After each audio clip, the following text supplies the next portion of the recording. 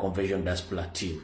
The address for the convention took place at Hilton, Los Angeles, 50711W, Centenary BLVD, Los Angeles, CA 90045.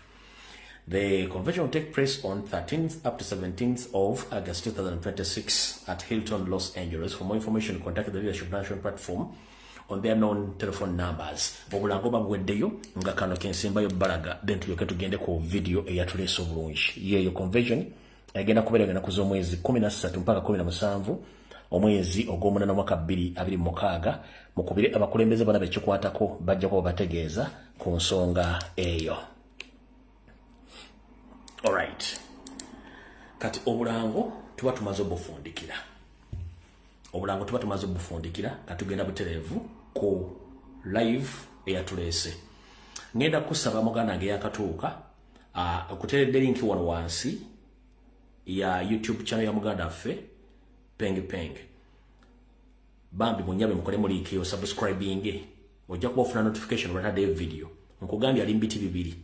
Ekisooka mulwanizi wa Dembe era ensonga ze byofuza azogera ku ngalwanire eggwanga ate musanyusa mu ngeriye kati gwayagala okumanya information ebisanyusa please nkusaba okone mu link ewansi ya YouTube channel ye. Kati katugende ku video eyatuleese olwaleero. Video eyatuleese olwaleero ngenda kusooka kuyisaawo mbadde nduddoba w'ekigulalogi nkyalamba w'ekigulalogi kino kigenda kubeera nga kikwata ku buli munnayuganda yenna gy'oli naddala ng'osukka emyaka 18 naye ng'ate watandika okwetakulira buno bakanjala bukuweereza nga mbuyisa mu kigulalogi. Era njagala ekigulalogi kino nkijje mu lufumo olugamba oba lutogana tugamba nti nno nti ngenda kijja mu lufumo lwotera nnyo ffenna okwogera ffenna njagala tukiwulirize bulungi nnyo. Olufumo luno lugamba lutya? Olufumo luno lugamba nti nno mwana mugimu ava ku ngozi. Mwana mugimu ava ku ngozi. Lwaki mwana mugimu ava ku ngozi? Ebiseera bisinga abazadde okuli maama ne taata batte ekyama ne bakola amaka. Mu maka ago ekivaamu amagoba gabeera baana. Abaana ab'enkuza gye tubakuzaamu wattu yeesinzirako biki banaabeera mu nsi ate nabo abaana bwe bali bakuza batya. Kati gwe omuzadde engeri gye wateekateeka omwana ge magoba g'osuubira okufuna. Oba omwana amuteekateeka bubi tosuubira mwana kuvaamu bulungi. N'ebiseera bisinga abazadde obuvunaanyizibwa babukoze naye kati abaana ennaku zino enteekateeka yaabwe enfu. Lwaki enteekateeka yaabwe enfu? Ebiseera bisinga nabagamba sikola video za social life era mondaba nga ebintu bingi bigudde ku social media ne sibikomentingako. Lwaki? Kubanga eyo si ye sector oba wingi gyendimu. Wingi yange na specializinga nnyo mu byobufuzi. Neeri wingi ya social life ngisobola bulungi nnyo kubanga na information ne history. Naye tageti yange ngiteeka nnyo kulwanira eggwanga kyekisooka. Lwaki ndese ekigulalogi kino? Ekigulalogi kino njagala kisooka kisindikira abazadde n'abaana mwenna buli omu gy'oli. Lwaki? Nazzikuno mu Buganda nga abasajja abaganda n'abakazi abaganda ne mu societies endala nnyo abasajja bakulu n'abakyala bakolanga ensimbi zaabwe n'ebyobugagga. Ebyobugagga bino nabiriko emabega nga Mukama abajjuludde ne bisobola okulabirira family nga tebitemeetemeddwamu oba okusaasaanyizibwa bannakigwanyizi. Naye obudde bugenze buyita ebintu bino bigenda bikyuka. Abantu abakeera okukola ne mwerekereza buli kimu kyonna kye musobola okwerekereza. Mugenda okukomekkereza nga ebyobugagga bimulese envega byonna bitokomose mu kaseera mpawe kaaga olw'enkuza embi ey'abaana n'abaana okwesobya ogwa naggamba okutandika okwetakulira. Kati kino kiva ku ki? Ekyokulabirako ekiriwo olwaleero ye muganda affe Prince Job Kafeero alla gwe yajjula myaka 19 n'omusobyo. Ekimutawaanya olwaleero ne kitawaanya famire ye ne famire endala zonna kwe kuba nti abaana tebasobola kutola buvunaanyizibwa kwetakulira. Ne batunuulira nnyo ebyobugagga by'omusajja bye yaleeka bitaali bingi nnyo. mu kifo ky'obbikuŋŋaanya buli omu abenga abikoze okufunamu ekigula amagala eddiba ate bo baatematema bitemeetema bitunda biggwewo ne weebuuza so singa eyabikola yali amaze gabirya nga tabireseewo bandibadde bafunawo ki muganda wange gwe muganda wange ali obuwala n'obulenzi ngenda kutegeeza omulimu gw'omuzadde kuzaala nakusomesa era bw'ova mu maka ge ng'omaze okusomozeza emyaka 18 above si buvunaanyizibwa bwa muzadde kukolerera tekiriijo teri ssemateeka wa Uganda akuga nti omwana wamala okusoma muzadde alina omuliisa oba omunywesa obumulabirira no already oba omaze okukula ng'ofuuse muntu mukulu kitegeeza obuvunaanyizibwa bwobwo era tewaliwo tteeka liraga nti omuzadde ebintu byakola olinako omugabo tekiriijo tewaliwo tteeka mwe temumanyi lwaki Museveni yakola amateeka n'agawa administrator general nti omuzadde muntu yenna bw'afa emaali ye erina okugabanyizibwa oluvannyuma lw'emyezi 6 ekyo bakikola kagendere ng'omukadde akogo okusawo nnyawo emaali y'abantu abalina ebyobugagga mu Uganda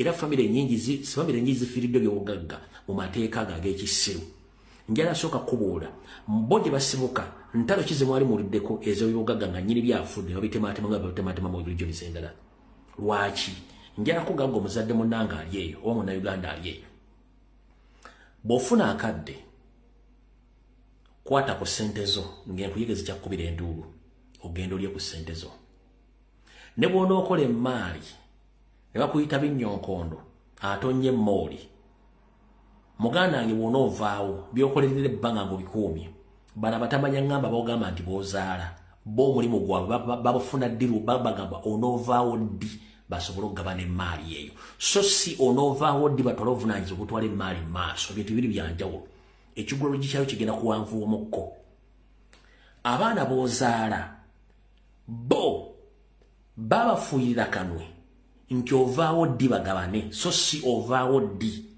basobole okutwala ebibugagga mu maaso no kati muganda wange buli kasente kookola fuba okulaba ng'ofuna ekigulira magala eddiba olye onywe oyambale weesanyuse ebiseera ebimu muwulira nnyo abazungu bazze kuttu bazze kulambula ne mbalaba ku pata ez'enjawulo batambudde ensi yonna ekyo bakimanyi nti bw'okola ku ssente zo olina ogenda ozirya ne gwe njala kubuuza akaddugala munnaye munnayuganda ali eyo budde ki bw'ofuna ogenda okulya ku ssente zo oba okutuwalinga eggwanga Uganda oba East Africa okumpi wali ofunye ddi obudde ogenda okulya ku ssente zo naye ng'ogamba nti okola nnyo sevinga ebyobugagga nga b'obisevingira gw'olumala okujja mu ddiiro bw'oti abaana batandikire okwetemaatema buli omu ng'ayagalako ebyobulye kuno kuliko abooluganda abawo bennyini baganda bo kuliko oludda lw'omukyala kuliko abaana bennyini kuliko n'ab'emikwano gwe ng'oyagala okutegeera nti ensimbi tola nti wazimba amaka manene nnyo olunaku lw'ofa lekawo ekiramu ng'obagamba nti nze munziikanga mu kimu ku kisenge ky'ennyumba yange tebagenda kuziikayo namwanda ajja kukwata wansi ne waggulu abaana bagenda kukwata wansi ne waggulu abooluganda ekola emikwano kubanga singa bakuziika mu nju ekiba kitegeeza bagati enju yafuuka tetusobola malaalo tetusobola bajja kufulumya ng'abatwala omubbi bakuziike naye ng'ekigendera kyabwe olw'okutuusayo kugabana maaliyo lwaki kubanga wabategeka bubi muganda wange teriyo kawairo kwa kugamba nti okolerera abaana bo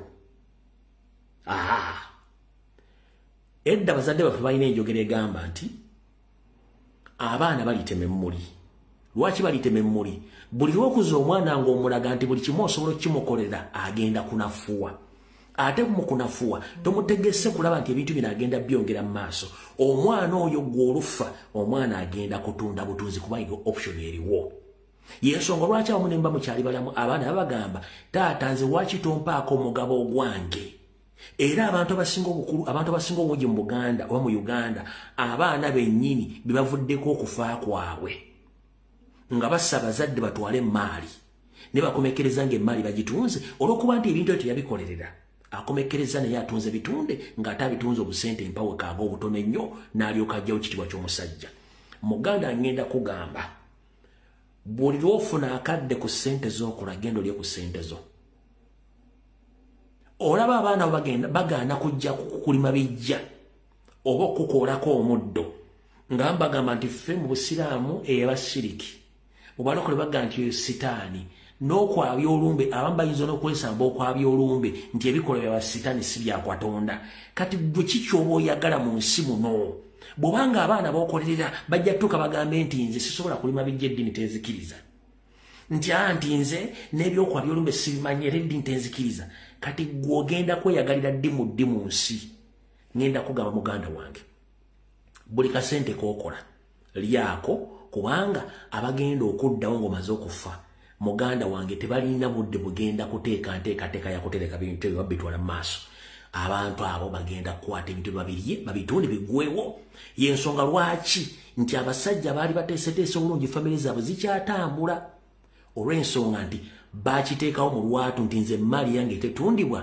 ate era emaali yange ya succession gwe muganda ngenda kugamba buli ofunanga akadde vozi nebbalaze mugenda nowunya omwenge nolekero y'ennyama okusiko bayite okulambula n'okusanyuka n'okulya ku ssente zo bw'oba olina akasente ko yambala bulungi yambala akagattoko yambala akasaatiko genda onywemu kabbiya onywemu kasoda olye ekkanyama otambuze obulamu bwo nga bw'obwagala bwe wabubala kubanga byoleka emabega tomanye bigenda kubeekeza olunaku lw'ogenda okufa eri abakwesunga okufa batwale mu maali eyo eri abasula nga basula mu masabo bakutta oveewo naye ng'akutta okuvaawo akuttira ku maali yo takubanja nyoyinza n'okubanga wamuwola naye ng'ayagala oveewo bino birimu abaluganda bakola emikwano bamanyi n'okutula okuteeseza ofa ddi gwe musajja tongoloza nti olina abantu kumba olina nkwezenge njala kugamba muganda wange keera ku makya otandika okumanya kyogenda okuzzaako mmwe abaana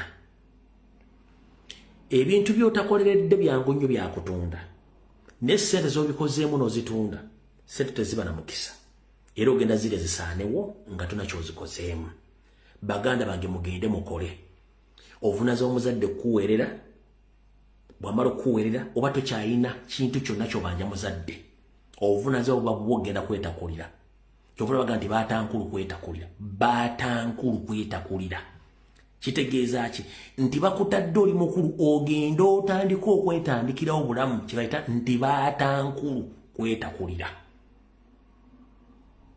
oba okitegedde oba okiwulidde ebisigadde bitegeere naye nkugambye buli okolanga ssente genda olye ku ssente zo bemuleka emabega si bantu kubanga tulaba ebintu bingi nnyo ng'okufa kw'abantu bannaggagga abantu balina ebintu kusibuka mu famire zennyini n'abaana bennyini beezaalidde oba n'omukazi yennyini n'akutta ng'akutta lwa bintu asevinga abaana be ng'afundikira mu kigula lujje muganda wange musajja munnange yonna gy'oli kuba ensonga z'abasajja ziba z'abasajja wadde abakazi balina nnyo ka sympathetic card olw'ensonga nti buli muntu asaasira omukazi ndi mu kufundikira kigula lujje muganda yangenda kugagga omusajja munnange ali eyo bw'oba okyakeera ku makya n'ojjamu akabikka omulalu oba n'ojjamu empale ng'okyazaalazaala buli wamu buvunaanyizibwa bwo okuŋŋaanya abaana bo buli mwana amanye munne era ofune obudde obatuuze obabuulirire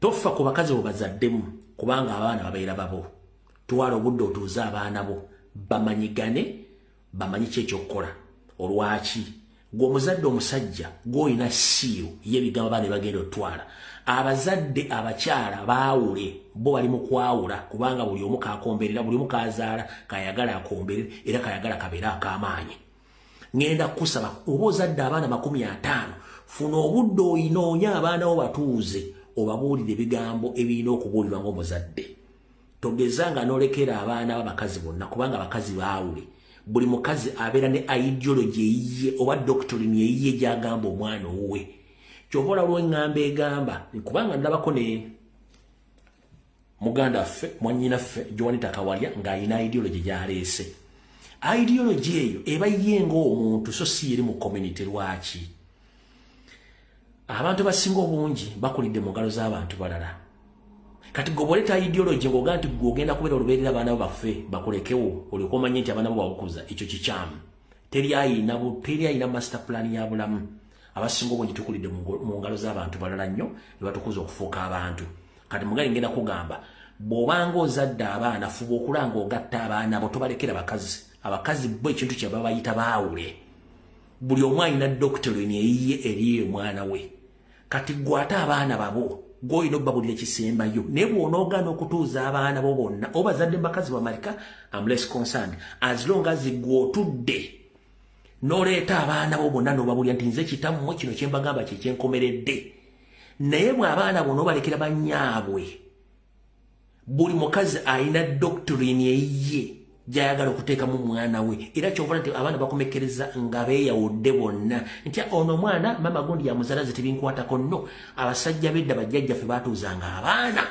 ne babuulirira era abakazi bedda baakuzanga abaana batali baabwe kana akajjanja katandise emyaka gino egyamu 7 edda tebyabeerangawo akajjanja katandise emyaka gino egyamu 7 edda tebyabeerangawo nebino ebintu bitandise ssaawa zino muzesikuza mwana gwe sizadde olina garanti ki ku bulamu nti ogenda kubeerawo ofe oba abaana bakusooka okufa olyoka oddeko gwa basembayo bw'oba tolina garanti ku bulamu then tolina ku garanti kugamba nti gwe tusobola kulabira mwana wa muntu kubanga tukirabyeko nti abantu abasinze okuba basinga obungi bazadde baafa bato bakuze batya ani abakuzizza bw'oba tolina garanti ku bulamu nti ogenda kubeerawo okuza abaana bo bakusooka okufa gwe then olyoka osembeyo kufa mulekerawo okuteeka ebigambo ebyawula abaana naddala ng'obe nti omwana si wo omwana wa musajja abaana bano wadde baana babama bamanjawulo balina obudde basinkana nga balina ekyama ng'abaana b'omusajja bwe bava muki musaayi ogumu ekikola lugikiwudde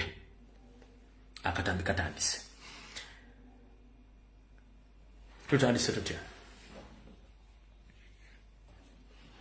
njala twala omukisa guno mayibaga nti entasiima ebulajuwa njala twala omukisa guno okwebaza akulira oludda oluvuganya gavumenti omukulu Joel Ssenyonyi n'abantu bw'obadde najjo mu kusoma embalirira y'eggwanga gye mwabadde ekikolwa kye mwalaze kyabadde kya buntu bukulu okulaga nti Museveni si mukulembeze yalondebwa bo bennyini aba NRM n'abalibeetedde ku NRM baasituse nti Nnyandwa azze wabula abafa baagala okumuggyako tebaasituse era kyayisiza bubi Nnyandwe nakati kikyamwewuunyisa so njagala bebazamu balinye okukola kigambo ekyo era musigale nga mubalaga obubonero nti tebali legit kale bo balinye omubalire ddala naye gye mwabadde nga musoma embalirira eyo gye badde nga basoma embalirira eyo wenjagala kutandikira vidiyo ya leero gwe munnayuganda ali e Uganda nawe ali mu diaspora njagala oluliza ebigambo bino eggwanga weriraga wabi nnyo eggwanga weriraga wabi nnyo nazzi kuno mu ggwanga Uganda mu gavumenti zire ezaavaako neeno nga yakajja bazadde baffe baakeranga ku makya ku lunaku lw'okusoma bajeti eyo ne batuula ku ndeereetu ezo nga baagala kuwulira bajeti bagisomye eyambye eki bannayuganda naddala aba wansi era erina essuubi kiri egenda okuba bannayuganda muno mwe twategereranga ebbeeyi y'ebintu ebisaliddwako ebbeeyi y'ebintu ebirinnye biki ebigenda okukolebwa era ebiteekebwa mu nkola amalwaliro gafunye eddagala bagenda kuzima amalwaliro era abantu bagenda okuvanga ku bajeti ng'akamwenyumwenyu kazze ng'abazadde olwo bategedde mmwanyi ebbeeyi eyongeddeko sukaali asse mafuta gasse ne kati si bwe kiri lwaki ennaku zino bukyanga Museveni alwamba okulembeze era n'atandika okwefuula nakyemaliro okubba obubbi eggwanga bannayuganda baaluzinga oba baafiirwa baavaamu okwagala kw'eggwanga era ne byayuganda tebakyabitegeera ebbanga lino liweza kati ligenda mu myaka ndowooza gisukka mu 15 naye okusingira ddala ffe wano tujjidde okugenda mu birooka n'ebyobufuzi abantu baava mu kwagala eggwanga n'okumanya biki bigenda mu maaso nabagamba nti gavumenti ng'eneegwa kasita bannansi bava mu kwagala n'okumanya ebikwatagana ku gavumenti etudde gavumenti bayagwa dda ennaku zino basoma bajeti teri munnayuganda yagala kumanya bajeti lwaki tekyalina makulu lwaki terina makulu njagala ogenda okinyinyirizeko bajeti ya Uganda kati si y'abannayuganda nkiddamu bajeti y'abannayuganda kati si bajeti ya Uganda Museveni gy'asoma si y'abannayuganda bajeti ye its own record bajeti gye basoma bajeti ya Museveni Muhoozi Natasha Patience Salimu Sale ne famire yaabwe bajeti si y'abannayuganda nkiddamu bajeti bajye basoma si y'abannayuganda basoma bajeti ya famire yaabwe nga bba abantu n'abooluganda bakola bimikwano lwaki budget yaabwe buli njagala otandika okwetegereza buli lwasoma budget sente ne zifuluma ebizimbe bitambulira ku speed ya waggulu kubanga sente bamaze zifulumya buli lwe batuuka mu ttengetenge ly'omwaka kugenda okuggwako ekitundu budget bagisoma omwaka bagisoma ne budget sente bazisasulira mitendera ebiri quarters bakiyita quarters baba bakasoma budget quarter esooka project z'abasajja bo ne family zaabwe zitambula ku speed ya waggulu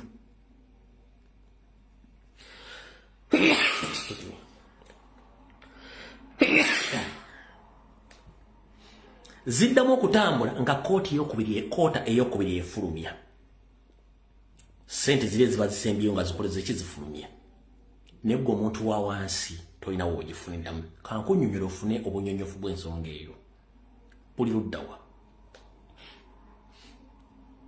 budget eyo bagisoma nga bagenda gisaasaanyiza mu bitongole by'enjawulo omuli ne ministries njagala nkunyonyola otegere ensonga zino budget eyo bagisoma nga bagisomye bajja locatinze ku buli kitongole kyonna ne ministry mu ggwanga Uganda si bwe kiri nti ye buli ministry eyina project gyeyina okukola ku lw'Abannayuganda nkidda buli ministry eyina project gyeyina okukola ku lw'Abannayuganda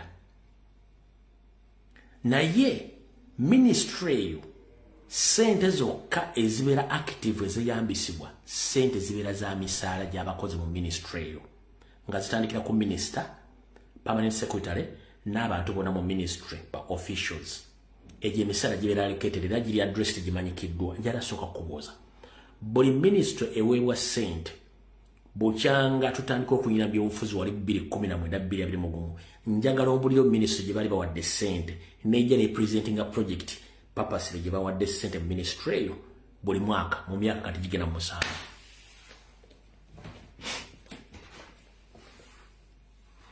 kwata katuge minister of works bajja locatingira sente mu budget buli sente ze bagiwa ng'oggyeko sente z'emisaala z'abakozi abali minister of works sente esigadde zonna zirina project ezirina okukolebwa on behalf of Ugandans. Where are those projects?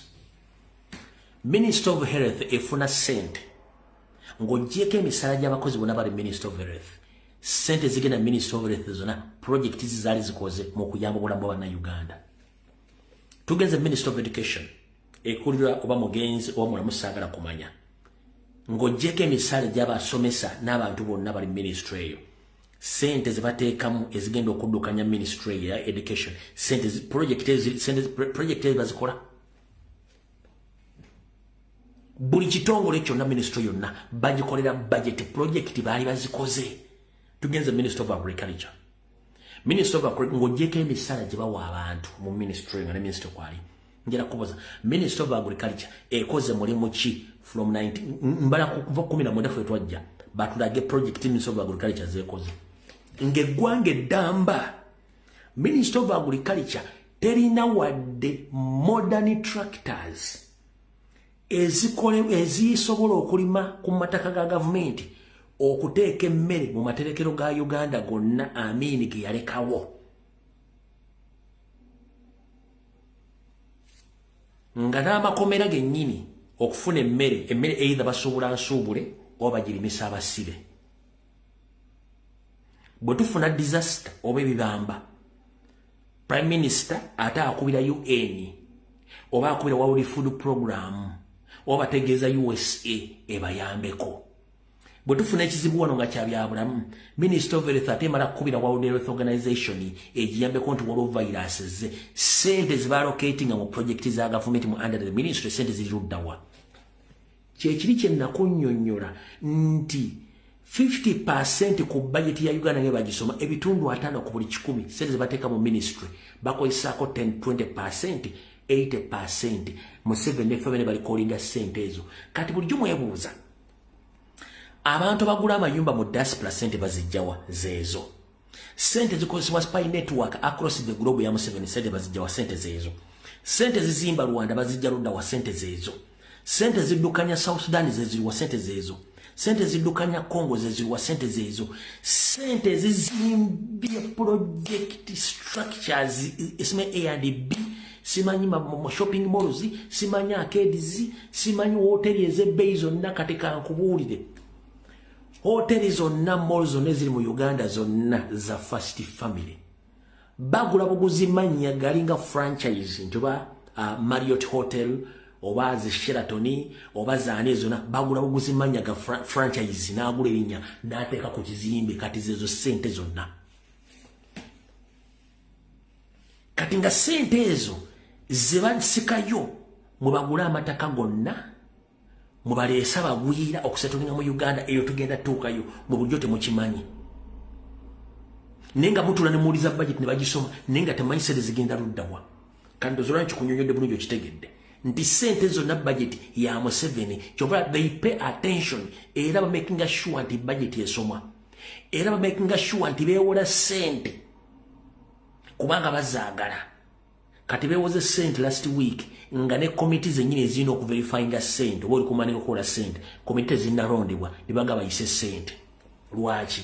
Kubanga bakimanyi their business is to get money ba MP as long as nti basirisi tebasobola kwogera. That is it. Kati baganda bange nze ngenda baga buli mujja mu na Uganda kye kiseero situkolwanira eggwanga lyo otherwise eggwanga libali mogeji nga temumanyi eggwanga tunde. Tuyinamu enguudo buli mwaka ng'enguudo ezo sente baziyisa. Sente ne bazirya. Tuyina project z'amalwaliro kati ng'eddwaliro lano ku Ntebe Road buli mwaka baliyisizaako sente eddwaliro nalyo lyennyini lyotakuteekako oxygen. Tuyina amakubo mu Wakiso district nga buli mwaka bagayisiza budget sente ne bazirya. Kati golooza nsi ki gye tulimu. Kati kyenva nkugamba muganda wange gy'oli njagala otegeere eggwanga we liyimiridde. Eggwanga liri mu katyabaga. Eggwanga liri mu katyabaga. Kuba tuli mu kampuni y'abantu gye baatwala bagifudde kampuni. So ekyo wano omala okitegeera bulungi nnyo n'okiza mu bwongo. Then yawo mba nja kutegeera nti mwena abadde budget abantu bakyagifa kuba bagimanya nti budget yaani ya Museveni na family ekyo mukitegedde. Bwe mmala okitegeera ngera tugende kuwa.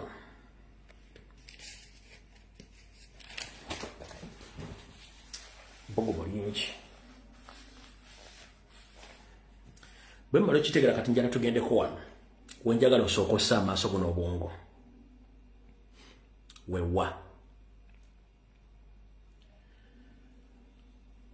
Olunaku lwa leero ebintu bingi badde bigenda mu maaso mu ggwanga. Naye kye mwabuusizza amaaso kye kiruwa kye njagala musooke mukitegeere.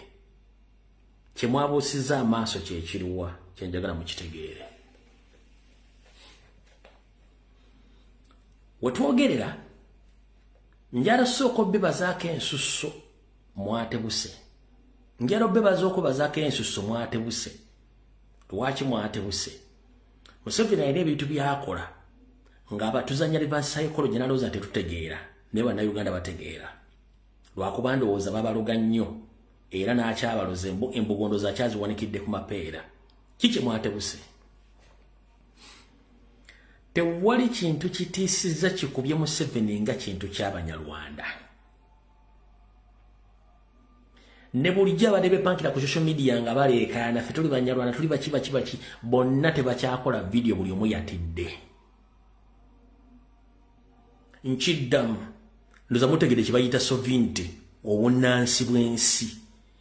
Nabagamba Omunyarwanda bw'otamukunamira mujjiramu mpale tosobola mutegeera tosobola kutegeera nti oli mukambwe. Mwakubye Omunyarwanda mukyakuba Omunyarwanda bonna baasirise. Bulijjo muyina ekintu kye mutya naye nga temanyi nti y'ensibuko y'okulunda n'eggwanga. Njagala onoonye social media wonna nti kuliko Omunyarwanda yazzemu okwasaamirira bonna baasirise. Lwaki? Museveni yabadde yatuteza akakodyo temwaguddemu. Keekaluwa kyebadde babala babadde babazze balonde kabineti yonna nga y'Abanyarwanda. Bwe mmala ogironda mwagikubiddewo. Bwe mmala ogikubirawo n'ateekamu akawayiro kaluwa akawayiro kekano jukira Museveni abadde akolagana abayindi abali ebungereza era nga yabaddiza ebizimbe n'amataka kati nga bamugamba twetaaga mu gavumenti yoteekemu abayindi twetaaga oteekemu abayindi naye nga talina ngeri gyanyija kifikisingamu kati n'asalawo yasooka agijjuza abanyarwanda then aleeteyo omuyindi omu omuyindi oyo yaba afuuka diversion ku nsonga zaabwe ez'abanyarwanda kati mujje ku kiri eky'abanyarwanda mudde ku muyindi nti era Museveni addidde eggwanga alyonoonye kati ate yadidde omuyindi n'amuteeka mu kati nga kyeyabadde abakoze kuba kati manyi kuno kwe bali mu kukuba mmeeza babadde bakutadde omuyindi oli mbu mugendeko mufule diversion no njagala okwebaza mwebale ku ignoringa muyindi sitera bebaza wakati mu video njagala okwebaza mwebale ku ignoringa muyindi omuyindi ndiga nzirugavu mu ndiga enjeru oyo mwangu wakulaba naye endiga enjeru gijjamu enkwa ng'enkwa nayo njeru si kyangu kati be banyarwanda abadde batulimu ngenda kusaba mu nkubira omunyarwanda nembwa yesigama ennyama kuno kwe bali Museveni okulonda oyo omuyindi yamulooze papasire nga yagala afuuke topic of discussion ekyabanyarwanda mukiveeko n'abaana ebatadde mu ministries ne bambi ba parliament bonna abanyarwanda baveeko yayisewo ekintu ki naye mwami abayindi tayimu nkikuba Museveni ekimuluma kati bo bana abanyarwanda baabwe bebadde balooza nti abaana bagenda njagala okuluma balinyo babalina mutegedde kye bayita sovereignty n'amaanyi gammwe. The moment you focus on something which is under the law, nobody should intimidate. Uganda is a sovereign country which is led by a foreigner, which foreigner is not supposed to be in Uganda, which foreigner abolished the 1962 constitution, which was well written by the indigenous. For himself, he manifested his own constitution of 1995 where he indicated that Rwanda is part of the tribes in Uganda, which is unconstitutional. Why? Rwanda is an independent country, so you can't indicate a country in another country's what? Constitution. Nti, bwe yateekamu nti abanyarwanda tribe mu Uganda, ate nga Rwanda nsi yetongodde, teyakimanya nti kijjamuleetera obulabe. Era ko badde babeesinga okusimba amannyo ng'embwa ejja ebyayi mu ssubi. Ne batandika okanula, balina ekizibu, balina kawo mentality erimu ya so beautiful. Tuyina figure. Figure without blame bye bizibu ebyo. Tewali muntu ku nsi kuno abonaabona ng'omuntu yeeyita omulungi ng'obwongo talina. Beauty without blame. Total nonsense. Kati bo akakandu ke badde batambuza simanyi you are so beautiful. Tosobola kubeera beautiful nga tolina bwongo. Kati bo kye badde batambuza era bagenda kuna ne bamoloozola amaaso amaaso agalinga entula ezikonye nga mujjudde ku butemu. Njagala ondalage social media nga bazzeemu okwasima kuba bategeddere babage nti abasajja tubagende empola. Bategedde nti abasajja tubagende empola. Ne bulijjo omusirikirira abantu bano jjukira omunyarwanda alinga kikuluma ne kibula. Kikuluma ne kibula kati kasitamu abatabukidde. Nefuuka public discussion olumu yasirise era tebazzeemu kunyega. Kubanga kiri kye badde bataddewo eky'omuyindi abantu bakimya maki. Newankubadde KFC ewoomera abali bameka bafuna ebitanda mu KFC basula mu KFC batudde abalinde mu kubanga emmere ewooma nnyo. No, omala ojjira era olina okudda ewammwe kati osobola gamba osime muli beautiful ng'obwongo temulina. Era kyovula mu bintu byonna ebyonoonya amaka ga Uganda mu musinze okwona amaka ga bannayuganda bonna bwe kitundemu. Era kyenva mbagamba nti wadde amapapaali gawoomera buli alya naye teryasobola kutwala mupapaali guzimbisa nju kati bano abantu balinga amapapaali miti gy'amapapaali. Ate nze sibatya kuba sigenda kujja mmwe kukima ddagala oba kukima mmere no. bino ngenda bibagamba muli mapapali agawomera buli agala okulya newe kituka kuzimba teri asobola kugenda mbisa mupapali genda kuzimba nyumba tesobola kuwangalawo ekintu kye mwina weapon age ya chiwojjolo without chiwojjolo nothing else what can you provide mu chiwojjolo kuba kibamanyi nothing else tasobola kutula kuwa ideology no njagalo netyo omuntu ogubaga nti ava mu family zabo nga ina tebayina ideology no kiri kimunti system chiwojjolo that is it bamanyi nti basajja be Uganda munna mu waka biwojjolo this time around abantu bagenda kuzuka bategeere go muntu nojja newe settinga newe tego omuntu with the purpose ng'okimanyi omuntu tomwagala tewali kintu kisinga kuluma muntu muteeka mu maka go bamwagala nenga munda muli ayinamu akasenge ono nja mutta ngenda mwawula ne family ye male ntwala ebintu bye nenga n'abaana talinaako baana bw'aba ayina abaana nga bali abaana bataano at least alinako babiri abasatu si babiri ngoma kye kitegeeza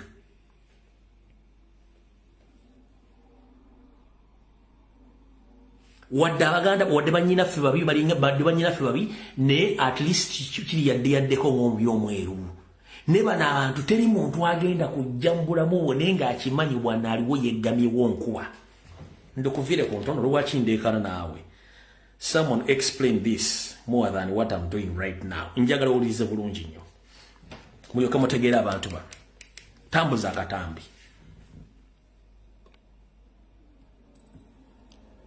tambuza akatambi wulira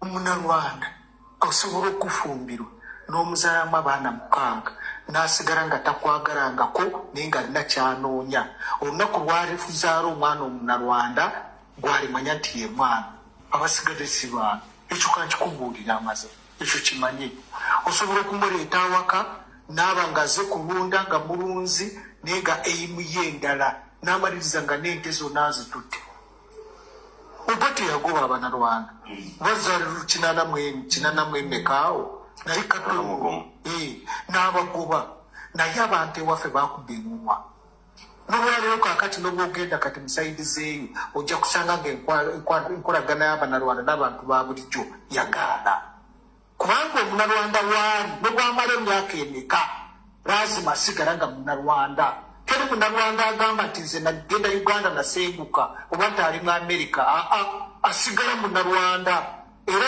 yamanyi nti eggwanga lye Rwanda era lwatuuka e Rwanda manti nzize waka naawe asigadde abeera takoze eki taliyo ekizibu kya Rwanda kiri nti bo balowooza nti Rwanda temala waliwo ekiseera wekyatuuka nga bala baddayo nga General Mugisha muntu taata we yazaalibwa mu Uganda n'akolera mu Uganda buli kimu entungamo bakoze ebintu by'amaanyi era bamuyita muntu yera naye yali agala kuddayo e Rwanda nibamugamba togenda kudda wano ng'okyalina gundi bijjeeko byonna gye nga tolina nga bakagambye bamugamba n'atagenda nayali agenda kukolayo ki olwakitegeera naye nga ye awulira alina okukola ki omwana enkupu eyeekuna naye nga ewaffe entungamo tewakyalina agamba nti ewa muntu yera Bannarwanda naye nga ye agamba mu mutwe gwe agamba nina okuddawa nokudda Rwanda so Omunyarwanda ne bwamala emyaka emeka amanya nti ensi ye Rwanda abali wano bonna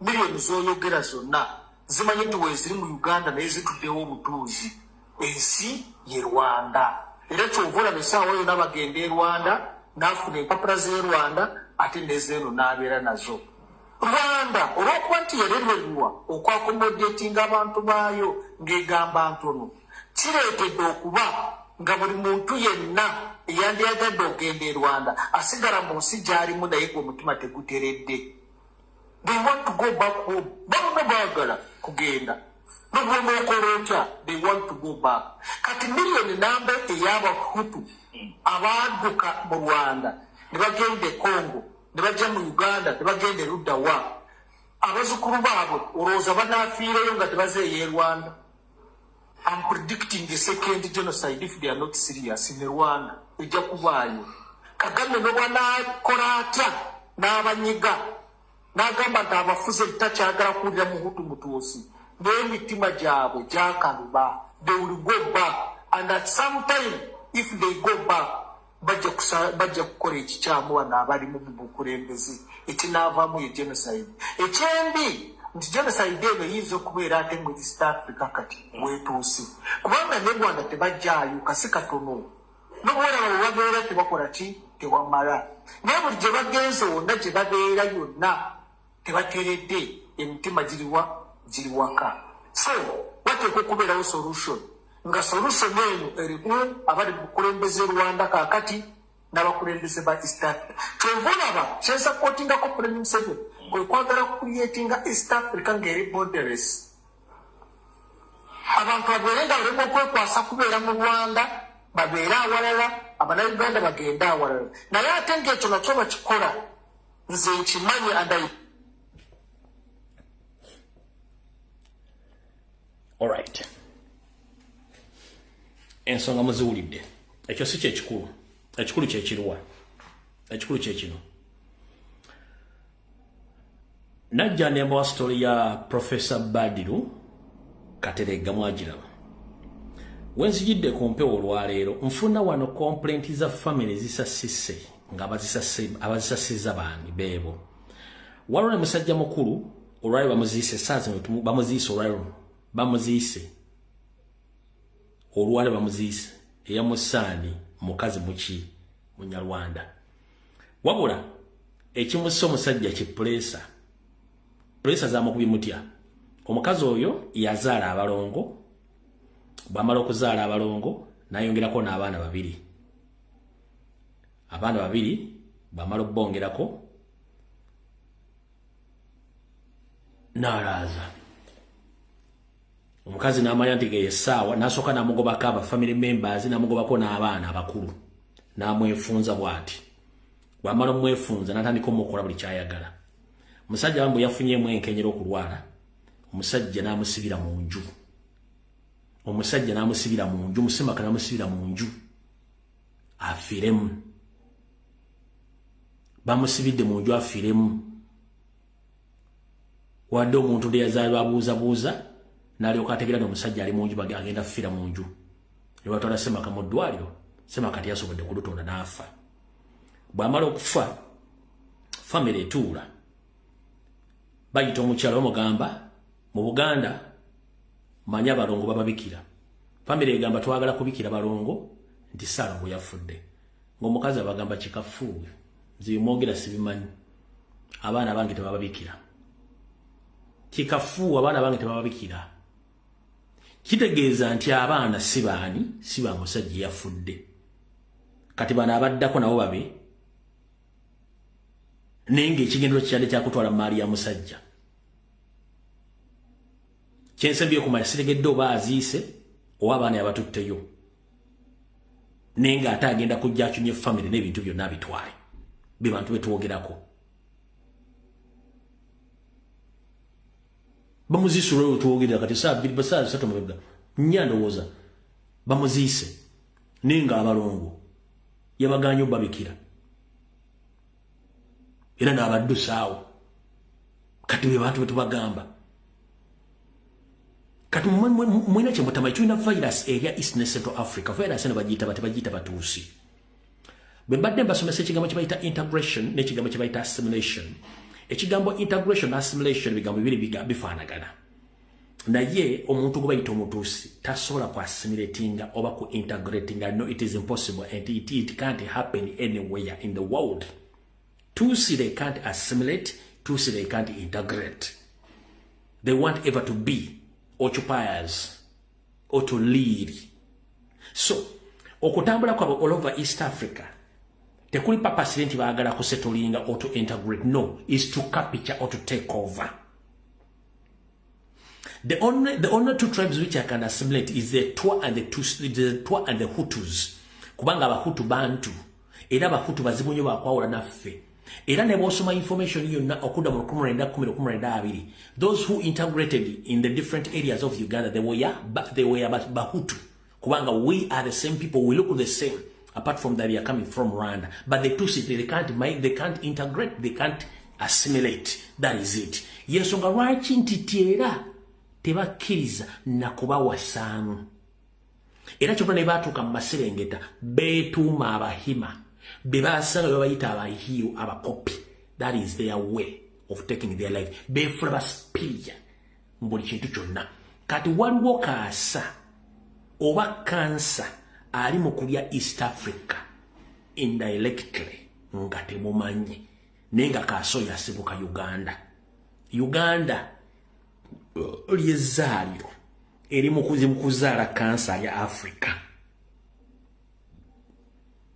Naye nga mbadde mutyo gyogerako bwe mwatandika odyogera baga nti spreading a hate, spreading a propaganda against one tribe. No. We should be very brief and precise when we're talking about these issues. First and foremost, Uganda is an independent country with 52 known tribes. Which tribe is allocated in a different area of the country? Where are these people allocated from? Where do they belong from in Uganda? They don't have anywhere where they belong in Uganda. Constitutionally by the law, it's enough. So, to intimidating amutokugamba mazima. Njagala tandika obagamba ekigambo kino. Buli lwova noyogera amazima, oba oli agenti okola hate speech. No, that's not hate speech. Kubanga bo, when they sit during night, they discuss how to erase you out. So if you don't discuss to expose them, that means you wake up one day nga toyina woli. So it's your constitutional right to know your responsibility as a Ugandan. So tebadde bakute musimeyo mu spreading a hate speech. No. Fena tuli baddugavu, tuli koluka Africa. Omuntu bw'ava gy'avudde, bw'atuuka mu kitundu, omuntu asobola okwasimilatinga. Olya bulungi nnyo, n'afuuka ekitundu kummwe, n'atambula n'obulamu era ne yeeyita ekyo. Naye omuntu atayagala kufuuka kitundu kimu kummwe abeera mubi nnyo. Ekitundu ekyokubiri kitandise. Kati ndo wano mugenda kufa. Atenze seetaaga mufe mwena mufe wabasiike. Naddala ng'oli Bwakabano. Tutandise bwe tuti ekitundu ekyokubiri. Buno bakagira busindikira bannayuganda mwena gye muli. Oba oli mu diaspora. Diaspora tetegeeza nti oli mu America, Canada, Bungereza oba mu Europe. No diaspora as long as tuwava mu Uganda n'ofulumamu. Buno baka bubwo. Nyongera kukubiriza omulango gutakungula nti enswa bw'ekyusa amaaso nga n'envubu ekyusa. Tulina okwaffe okwaboobwe ly'eggwanga Uganda. Gy'osibuka gy'olina nnyoko n'ekitabo gyonna ne jjajjaawo ng'oli muna Uganda. Yonna gy'oli wagenda kunoonyayo obuddamu na ku buddamu ayo obuddamu eriyo bannannyini nsi ezo. Eriyo bannannyini nsi ezo. Era bannannyini nsi ezo tebabalaba bulungi newankubadde mulina ebyoboogerako nti olina passport wafuna obutuuze ozadde nno. Era osigala oli mugwira. Era bwe kiba kitabuse nga bakitandise okutapuka kitegeeza nti ojja binnyika mu nsuwa odduka olina okudda ewaabwe. Naye ogenda kudduka otyo odda ewaabwe nga gye wali oyita ewammwe abagwira batuttewo. Bagwira ki batutte eggwanga lyo? Ngenda bakugamba. Amawanga gano wammanga gatekinze ova eggwanga lyaffe. Kuliko Abasomaali. The Somalis community in Uganda, they don't integrate. They don't integrate, they don't assimilate. Enchikuddemu. Ekitawanya Abasomali all over the world, they don't assimilate, they don't integrate. Ebigambo bino byonna bina definition y'emu. Nti Abasomali bajja mu kitundu okusenga. Tebakkiriza kukyusa bulombolombo na nnono zaabwe. Era tebeetaba mu kufuuka bannansi na kwegatta mu bannansi kufuuka ggwanga. Asembeza Musomaali munne, awasa Musomaali munne, lwaki lya mukima ewaabwe ne bakola community nga y'Abasomaali nga tebeetaaze kwasimiratinga kufuuka kitundu kikimu ku ekyo. Kino kye kiri all over the world. World over, Somalians, they don't assimilate, they don't integrate. So, nenga ateteka lisoma nti when you become a resident of that country, the law says you're supposed to integrate. Osobola kuintegratinga n'ofuuka ekintu kyekimu ku community. Mwabali wana bali Bungereza, abali mu Canada, abali mu Europe, abali mu America. Lino eggwanga lya assimilatinga. Obali integratinga. abaye Uganda okwaba obwe ewali abasomali, do they integrate or assimilate? Babakiriza okuwasa abaana baabwe, babakiriza okufumbirwa abaana bammwe, babakiriza ne business bazikola bo balina ka comment nga kaabwe kabasumali. Teri muntu yenna monna Uganda kirizibwayo. So this is against the law of Uganda. Time egenda tuuka nga basumali they own land and properties. How are they going to treat you in their own motherland Uganda? I'm asking you.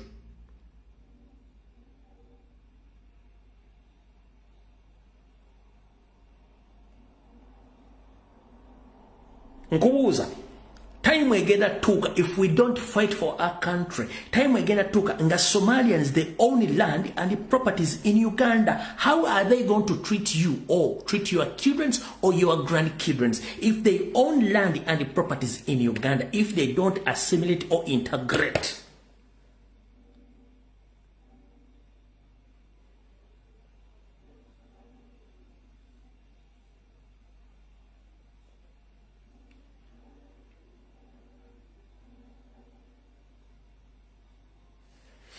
Kitwale nga landlord waine ekyapa ky'ettaka mu Somali.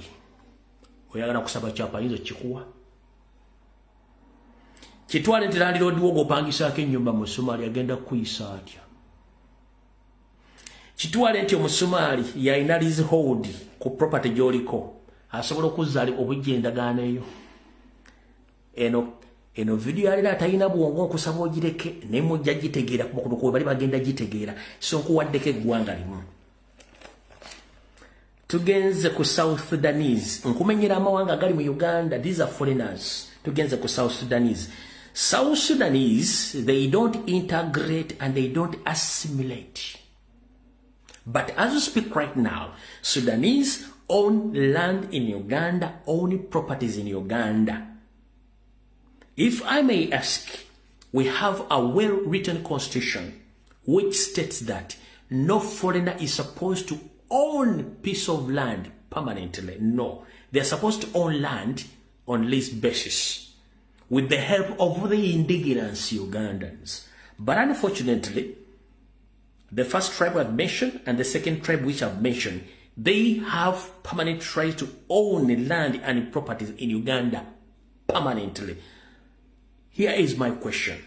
If these people, they don't follow the constitution of Uganda in the laws which are already written, like assimilation law and integration law, if they can't assimilate or integrate with Ugandans, do you expect them to treat your fellow Ugandans well, or your relatives? No, they can't. Why?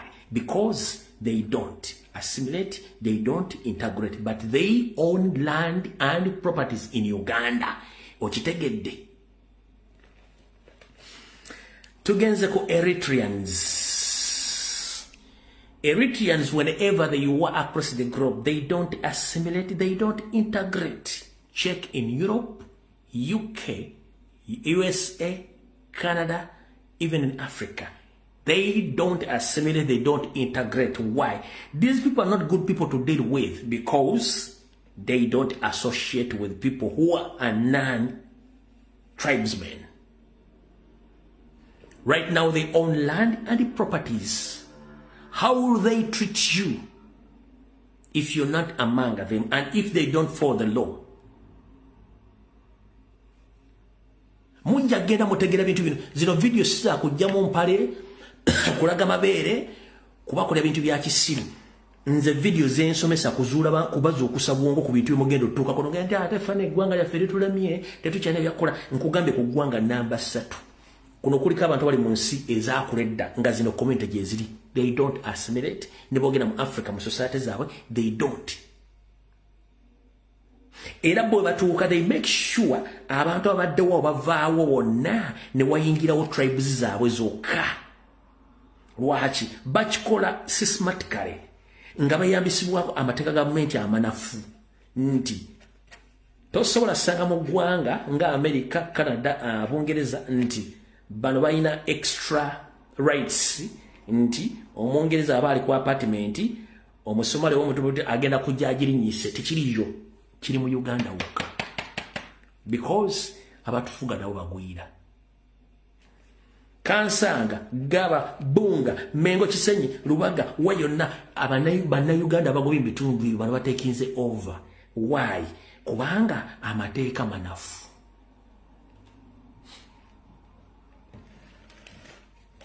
Tugenze ku Indians. World over, Indians, they don't integrate, they don't assimilate.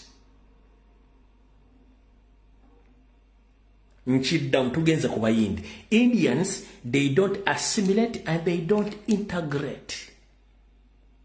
Era bakulietinga amasomero gaabwe, amasinzizo gaabwe, communities zaabwe, they deal with their own people. Bewasaamu kyovula nti n'abakyotala abasinga obungi mu Uganda bonna bava mu family z'abasajja bayitanga the Indian coolies. Indian coolies be basajja abayindi abaleetebwa abangereza okuzimba rail line okuva e Mombasa mpaka Kampala negendako ne Tanzania. Sikati bana abayindi abaleetebwa ba Indian coolies bagenda okujja mu Africa bajjanga n'omungereza abajjeko documents zonna nga balina kumaliza mission yaabwe ya kuzimba rail, tebalina any kind of documentation. Kati bano in the process basinkananga bannyinaffe okuba nti balimu katado bakangi nnyo balooza ali ku muzungu ng'amufunisa olubuto. Bw'amufunisa olubuto abaakoze train okuva e Mombasa ne bayingira Uganda yonna gye gyayitanga baalekanga bazaala abaana mpaka Kaseese. Kyovula nti era ogenda okugobera trend ya railway eyo oluguudo gye lwayitanga wasibuka abakyotala. Abakyotala bo si bazungu, no, they are the product of Indian coolies abajja okuzimba rail station eyava e Mombasa mpaka Kampala. Kansubire nti osoma soko onye kumaze tuli mu politics.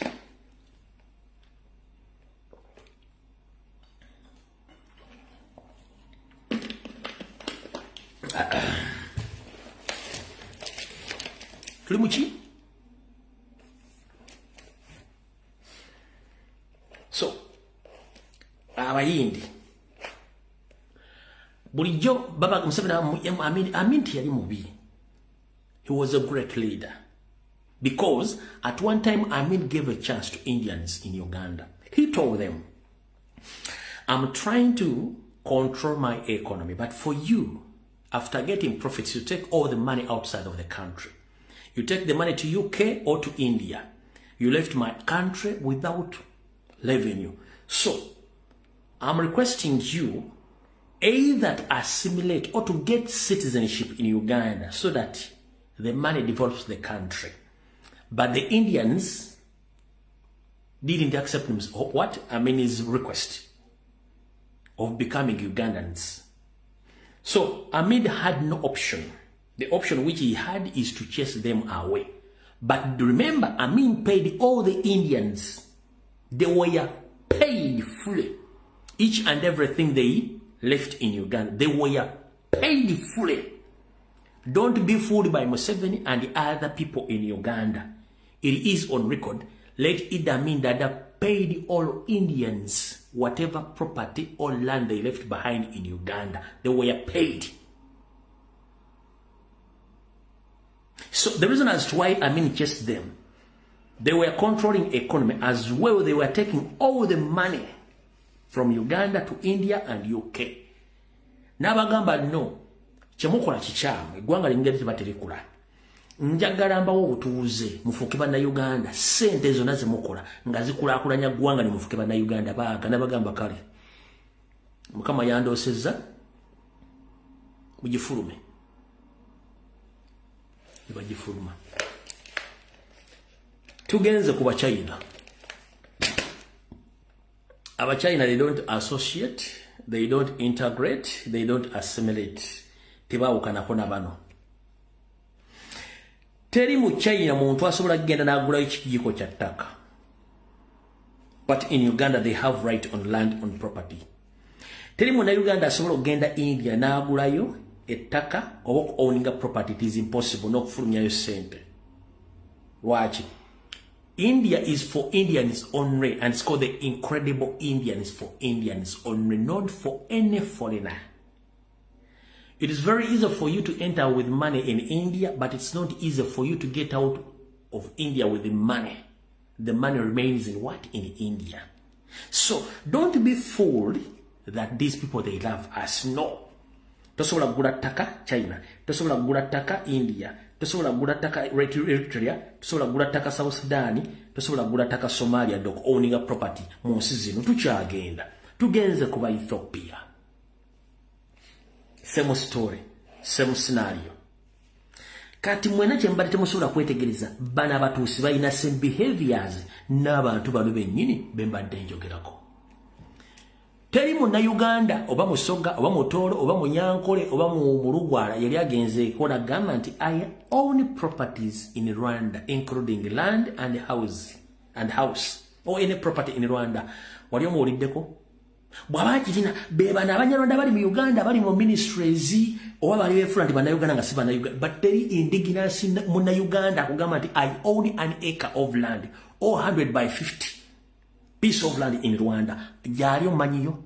Oba I own a simple house in Rwanda ngoli Munnayuganda jali?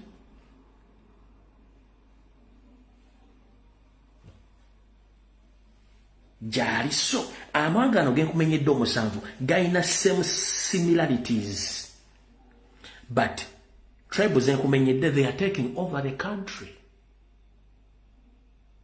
Gwe wofuna ebintu bino.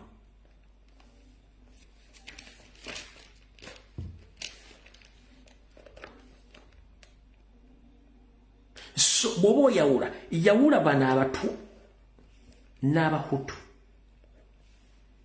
Abatuusi tobateekamu. Abatuusi, they don't assimilate and they don't associate. But the Hutus, they do assimilate and associate. Era babawuliramu mangu. Nakibagamba nti omuhutu mwangu wakubuulira mu bantu bonna bali mu East Africa notamutegeera. That is their nature, kubanga they are Bantu. But the Tutsis, no, they don't. Katolita kutisa mumwogera kuba nekisookera ddala first and foremost Uganda y'Abannayuganda.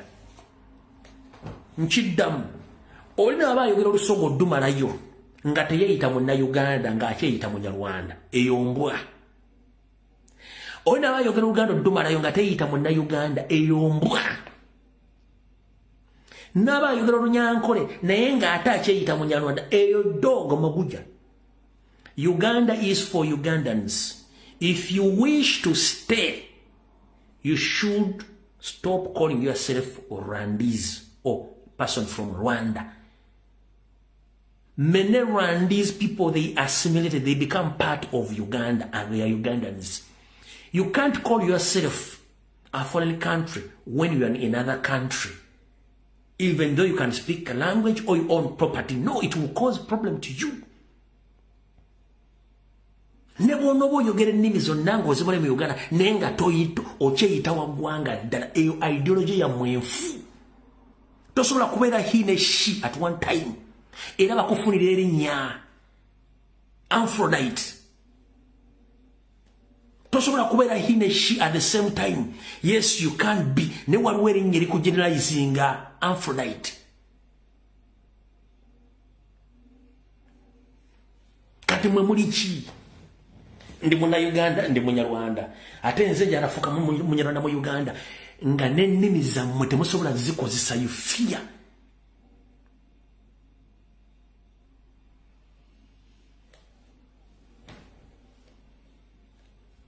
Tesobola. N'omuntu alina ebitundu ebinjawulo bibiri ekyomusajja n'ekyomukazi balina erinnya erimugeneralizinga limu nibagambye.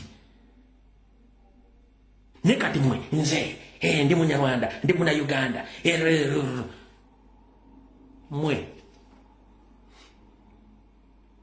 mutuuzeeko wansi entwingiriza mwe n'emitwe gyammwe. Mulina okubeera ne belonging where you belong. If you decide to be in Uganda, become a Ugandan, period. Bannayuganda mbeka bagende balekandira Rwanda nga mulekandira eno mu Uganda.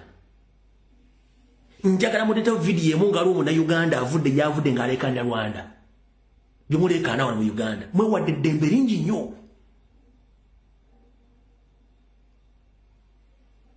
sirabangayo na video Munnayuganda ng'aleekanira Rwanda nga muli buleekaana wano mu Uganda mulowooza tuli basiru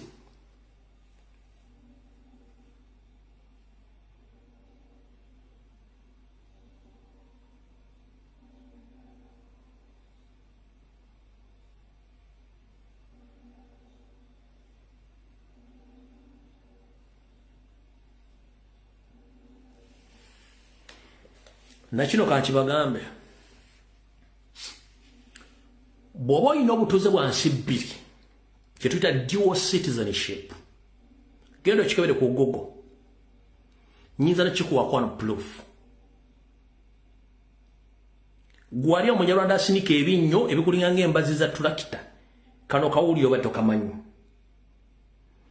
bw'oba olina obutuuze bwansi bbiri nti oganda toli Munnayuganda olina n'owe Rwanda oli mu nsi nkyamu era toteekeddwa nakukola mu Uganda kimenya mateeka dual citizenship tekukkiriza kukola mu nsi eri kubanga oba mugwira mu nsi gy'olimu oyo oba mugwira kitegeeza olina kujja mu buusizi kukyala toteekeddwa kukola kubanga emirimu egikolebwa mu Uganda gya bannayuganda ekyo kiri kiriya eryo bannayuganda nga yasuula obutuuze bwa Uganda n'afuuka mu America bwajja mu Uganda asaba visa ku kisaawe ente wagisabira online bako embassy ya Uganda ne wansi eri ku visa gye bamuwadde kuli koti he or she is not supposed to work in Uganda kati mmoja mukola mu Uganda mukola nga baani wano video lindako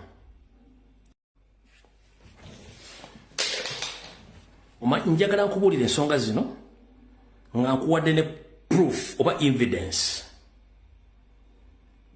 ekintu kyenjogerako okitegere nga nkigamba okirabako bulungi nnyo saagala kuwa kintu nga togenda kitegeera ng'ogamba musajja yayogedde biki bino besitegeera mwe Bannayuganda mwebuza amagezi ebiseera ebimu mwebuzaabuza nga bafuka banaaba ngera kuwa obujulizi buno obutegeere mwe wano video zino za bwongo kati kankulage wano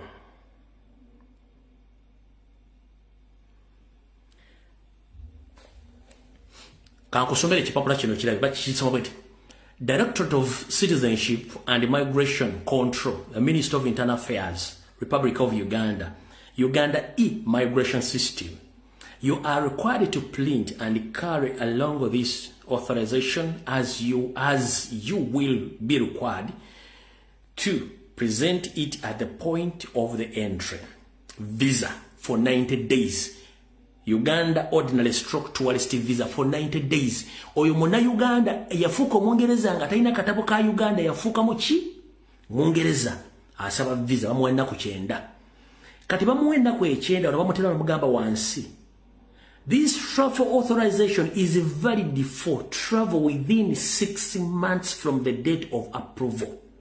Work is prohibited on Munnayuganda.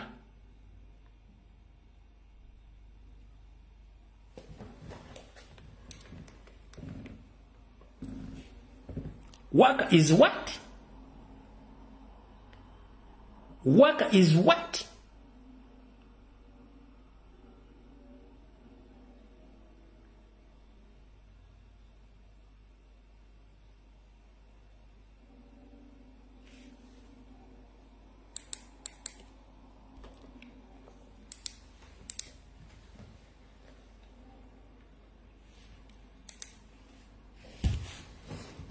Muri mu Uganda muzunga ng'omukka mu overalls ez'abamakani ekatobo wa Kiseka muzunga muri mu Uganda mutambula muzunga mulinga nsere kubanga amateeka tegasobola bakwatako.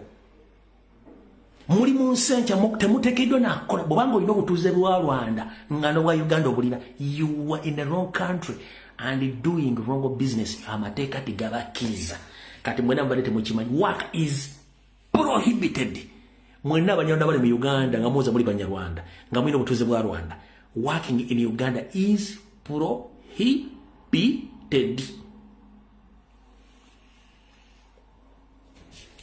Mwenja bakuba nembwa yesigama ennyama.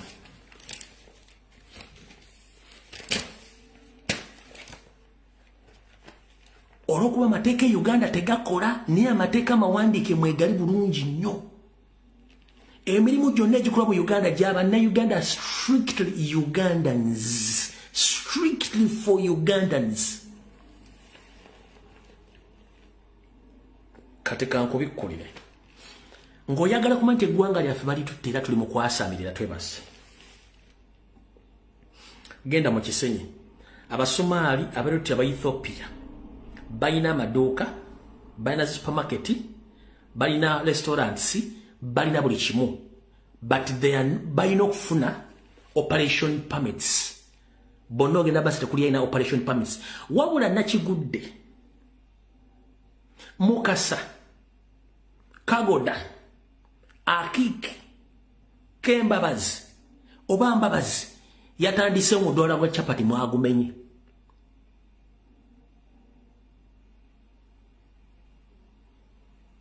Aina boda boda muzikwata ku machano lweggulu.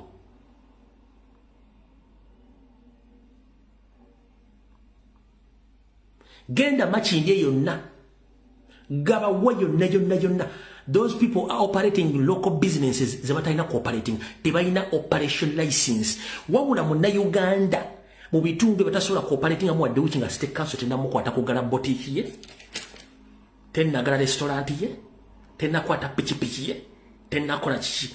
Then nga Nyando Soferi tebabulwa saba gwira ayiniraga nti mu kima kye Dubai mugenda mu ddungu. If people have failed at their homeland because you give an opportunity to foreigners to take over their local business, what do you expect Ugandans to do?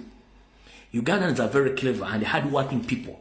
The only alternative they have is to get passport and leave the country peacefully.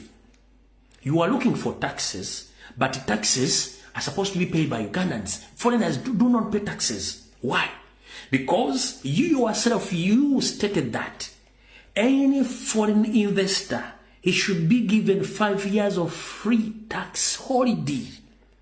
And you give even, you go further, you give them free land. Why don't you do the same to Ugandans? Why don't you do the same to Ugandans? Omwana tewali munna Uganda tasobola kutandika business talijo. Teri munna Uganda tasobola kutandika business neba ya mitwalo 10 asobola gitandika. But system tasobola bakkiriza kutandika kati mulamu. Neno dira basajja balina restaurant, balina zi boutique, balina mall, balina bichi, bavuga boda, balina restaurant, balina buli kimu. Tebasobola bakwatako nga teje mbona baganda gye badde bakola. N'owo omusajja omugwira emyaka 5 nga tasasula musolo. Ng'omwana atandikawo ka boutique wali. Monnaku 7 nga yakakagulawo. City Council n'esonga. Revenue n'esonga. Naye ng'omugwira oluyingira mumuwe ettaka lyabwe n'emyaka 5 nga tasasula musolo. Omanya babbe kye bakola abo.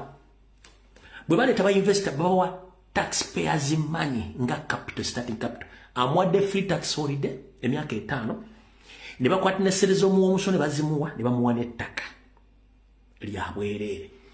Kati bwe giwera emyaka 4 n'emyezi 6 oyo investor ng'akyusa amanya company ngiri agidikirane company yafa yagwa company ngezukira manya malala kubanga ye wala okusasula emisolo giri nga company ewezezza emyaka 5 either nga company agitunda nga agiddukamo oli ompya nga agiryesanga company empya bwe bati batuzanya kati gomanyinaze taata wange ng'okera ku macha ng'ogenda ogula ebintu Kenya oba ewe China ng'obireeta mu myezi 6 oba wagudde.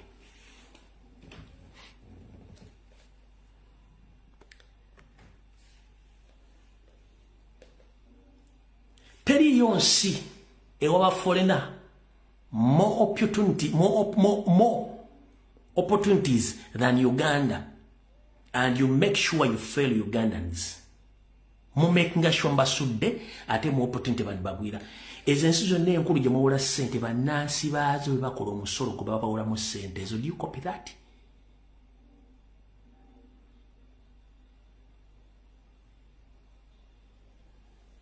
Bannayuganda meka balina business e Rwanda?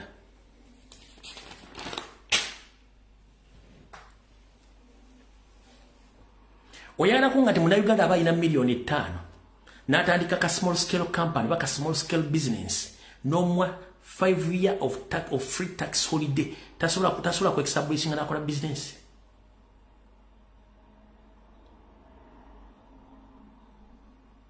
Bw'oba osobola okuwa investor tax holiday ya myaka 5 lwaki omwana g'omuwa boda eya looni abaana tera okumalayo looni boda ne bagitwala.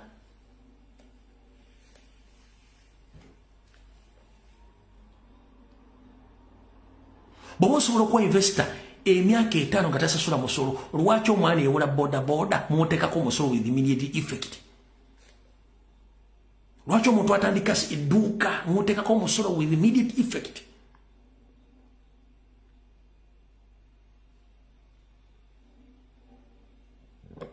Nchiddamu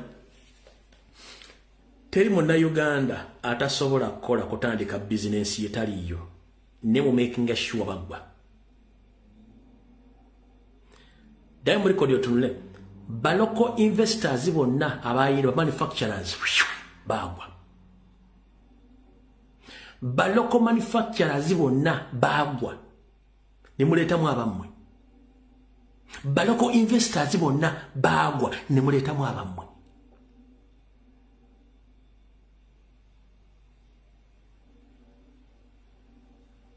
Ekyamini kyatayagala kuba mini yamanya nti Uganda y'Abannayuganda era okufuna omusolo nagujja Bannayuganda Uganda kubanga yabaki Abannayuganda. Munnayuganda tagenda kudduka wabula omugwira asobola okudduka ng'amaze okufuna kyayagala ekitali ku Munnayuganda. Kati mmwe Bannayuganda abali eyo njera soka bategeeza bakulu abasajja bonna bagwira bali mu Uganda tebalina operation licenses okuli aba South Sudan, aba Eritrea, aba Ethiopia, aba Somali, aba Yindi, even the Tutsis tebalina operation licenses. But why do you force Ugandans to get operation license by force if they fail to close their own businesses? Nose closing.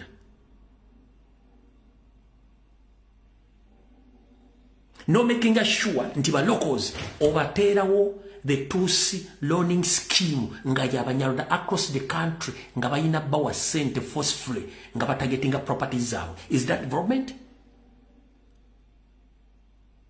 Notiko Manilinda nga bagwanga limba Tutsi nga their main aim is to give false loans to people ate amaleba taking but properties zabo.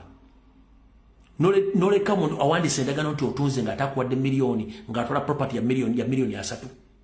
Ona kwa miliyoni 10 atola property ya miliyoni 10. Nemugenda mu court nomula muziga system agimanyi bwetambula. Awatu wali mwinaganda asobola kwelisa basobola okwelisa but the problem is government yaba failing. Yeso wali tulana system ekyuke. Bagande tuli kuno kwererejja tubagamba ekituufu. Katika malo balangira mutegeere muli ku kitegeere. Njogedde bigambo bino byonna mubitegedde bulungi nnyo nti ye. Ndi wano bategeeza kino mujja kirabako n'okubanga mukirabako. Era nsiba nkibalangira. Buli nsi etuula kusala ntotto bw'otya bwegenda okufulumya abo abatali ba nsi eyo newankubadde baafuna obutuuze. Buli nsi okuli America, Canada, Bungereza ne Europe zipulaninga bwotya bwe zigenda okufulumya abantu abo abaali baafuna obutuuze. Bo abadde banna bafuna abasinga obungi cases zaabwe zonna ne hearing zaabwe zonna baziyimiriza ezimu bazikansolinze. Mwabalina obutuuze bagenda bakola batya nga ne passport ogirina. Kino gasookera ndo sibira eyo mu nsi zammwe wabula nfuna intel. Genina gangamba oba oli mu America ng'olina akatabo muli jimu ene eriko any slight mistake gy'okola ng'eri against etteeka lyonna bw'omusawo gwonna gw'okola gusobola okuviirako ku luzinga obutuuze bwo. Ekyo badde okimanyi. It is a part of the mechanism gye balina kati. Ne bw'ozza musango gwa traffic ne bw'oleekaana buleekaanizi muntu ekintu kyonna nga kiriko omusango basobola okuwaabira kisobola okukasazisaamu obutuuze bwo mu nsi ezo. ekyo bakitaddewo ekiri kiri underground temukimanyi. Kati ng'oyagala okitegeera omukulembeze aliko mu ggwanga lye mumanyiro n'eddene avuluza World Cup yonna n'agiteeka wansi. Lwaki? Akendeeza bantu kuyingira mu nsi zaabwe okubagamba nti Africa kanyaka kaabuyonjo yali mutuufu. Lwaki? Mulina buli kimu naye mulese system ez'abakulembeze babafuga enfu zonoona amawanga gammwe ate nga bo babatwala babba batwala eri. Muganda ngenda kuga buli ekintu ekiri mu America kisobola okukolebwa mu Uganda, buli ekintu ekiri e Canada kisobola okukolebwa mu Uganda, ekintu ekiri e Bungereza kisobola okukolebwa mu Uganda, n'ekintu kiri kisobola okukolebwa. Naye obukulembeze obuliyo bufu, tebaagaliza bannayuganda kulaakulana. Nkubulidde ministries bwe zikola, buli ministry bakola soma budget efaako ne percent ne project zalina okukola. Project ministry yakoze project netukiza sente bajiwade mu budget kiriyo ng'oggyeko sente z'emisaala. Kitegeeza nti system erina okuvaako tuzeeko system entuufu kyetulwanirira. Kati baganda baffe mulabye ekyatuusewo mu Belfast, kibuga kiri awo kiri mu Bwakabaka bwa Bungereza naye kiri eri mu Ireland, bwawala Northern Ireland ne Ireland saako ne Scotland. Kati wadde obugulumba awo bino y'okulwanagana awo ne bwe kyaguddewo.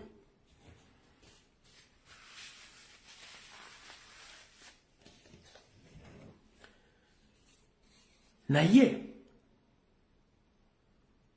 ebiriyo abalina obutabo misinde gye badduka tegimanyi n'atalina butabo.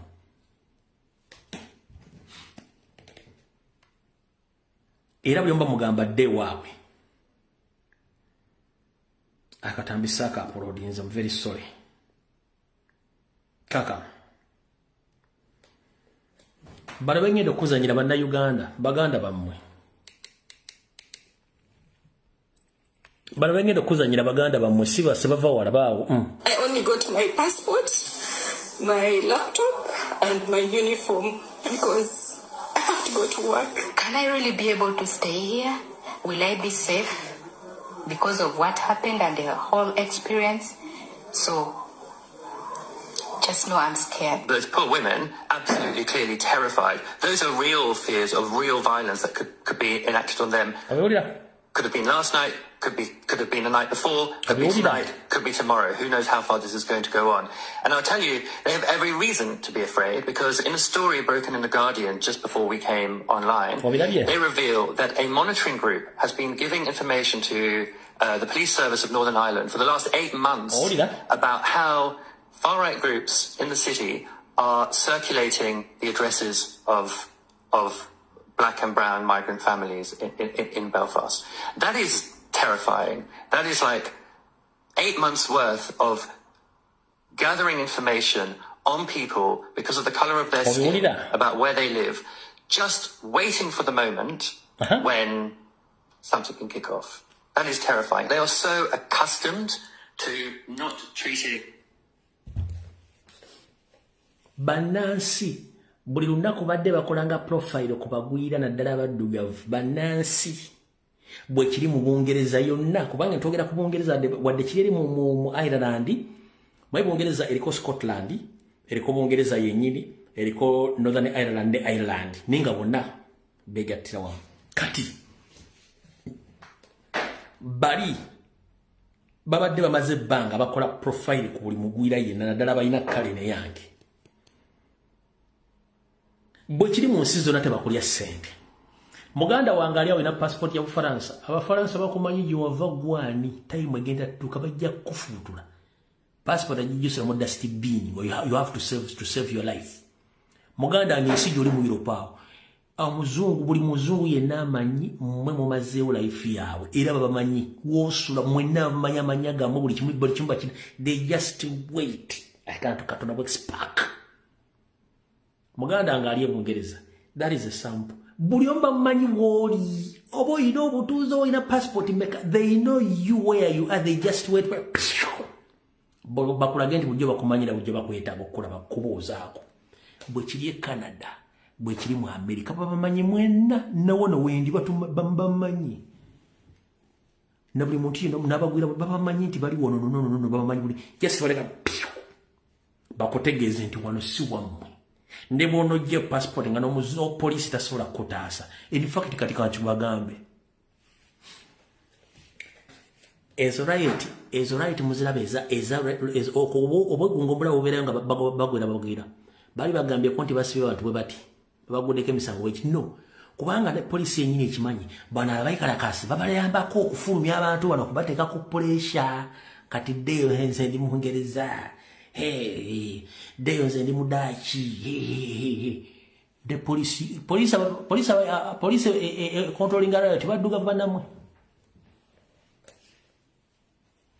badduga vanamwe wale mu America lyo badduga vanamwe ababagwa baki nabo bachunya kati mugale njara kugamba before tewefuula nti oli munnansi we bannansi gye buli kimba kiraba bamayi mwe mulya NSSF sente zaabwe mwe mbamazeeko emirembe mukola buli kimba balabo kana mu Uganda bana babadde batuleekanda wano balooza tubalaba ne bandi badde bakola ekintu kifu tetulina buzibu nabo era nkiddamu. Don't be offended about my statements. That is my constitutional right. I have to say any message. Again, it's someone who is not a Ugandan. So it's better you become a Ugandan, you assimilate before it's too late. But when you come out to say that you were Rwandi in Uganda, that is wrong. We don't have any problem with the Rwandese, no. But they are themselves, they're the problems.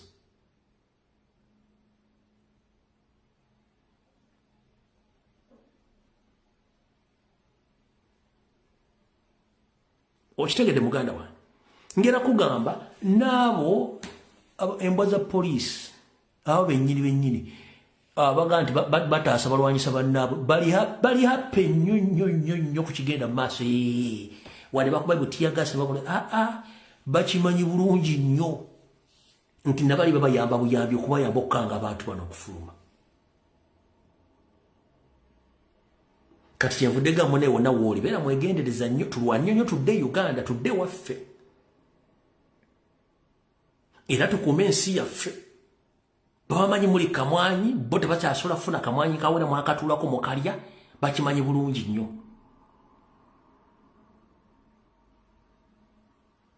era nziramu okutegeeza ne bw'onooba n'ensimbi ezitutogana ng'oli mu Amerika okuyita omugagga ng'oli wammwe mu Amerika toli mugagga ne bw'onooba n'ensimbi ez'enkana zitya ng'oli mu Canada Canada si wonto toli mugagga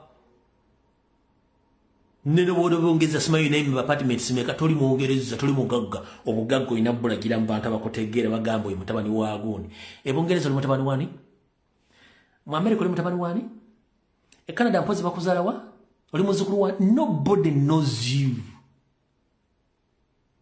olina okulaga amaanyi go n'obugagga bwo ng'oli ku ttaka lye bajjajjammwe olina okulagira amaanyi era kyekikufuula nti you are Ugandan. That's why they tell you that I'm American, I'm a Canadian, I'm a British, I'm a Dutch. Nay, you are by the passport.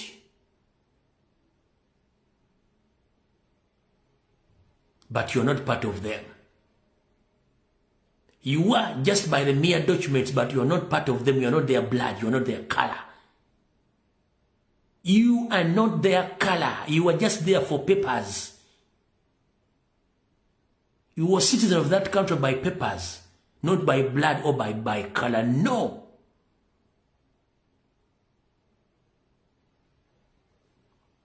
Bulijjo mwebuuza bannange tuli mu Saudi Arabia tuli by people they don't allow to assimilate kubanga bakimanyi. They know the problem of allowing people to assimilate or to integrate bamanyi. Boy wange ne wobo yinanga business gold yumirizawo Dubai economy yayo nobaganja lafuka muntu munasi wa Dubai. Please, we are very sorry. How much have you invested here?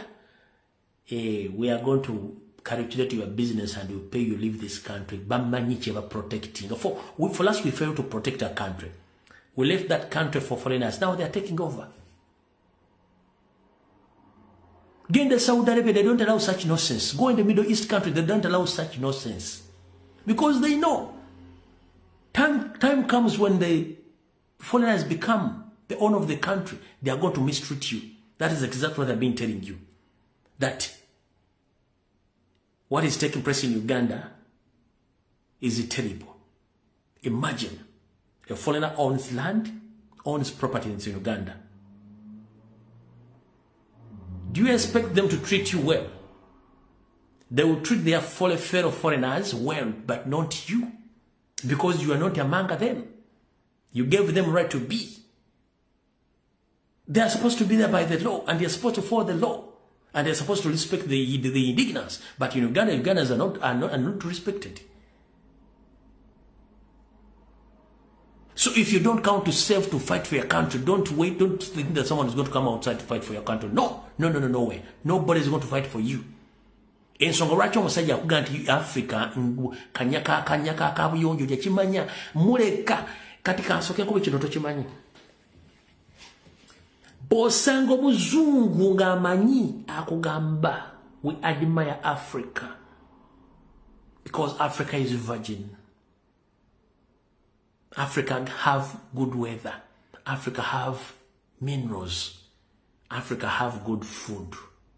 Negwe oyagala kugenda eno gyetulya amakoloni, gyetulya obumodo butawooma, gyetulya omuceere, emmere yabika bisatu. Makoloni, muceere, bumonde byonna tebiwooma. Ennyama ogirya obanga ali omufu. Ebisigadde ngano gye bakolamu emigaati, noodles, simanyi baga, simanyi biki. Kati ne mutuyina emmere, tuyina weather, tuyina buli kimu. Ekirala, we are rich in culture. We do associate. Abazungu, they don't associate. They mind their own businesses. But we do still associate. Omuzungu mutufu agamba we admire Africa. And if we can go to Africa. They like to come to Africa. Gwatolwa na kuddeeri. Jomala n'omya emyaka 10 ku apartment nga neighbor takumanyi, tagala na kumanya bakwoli. Gwolekanyiza TV n'akubira police wano wala lekanyiza TV. Koli bya bazungu mwagala okuza mu si wammwe.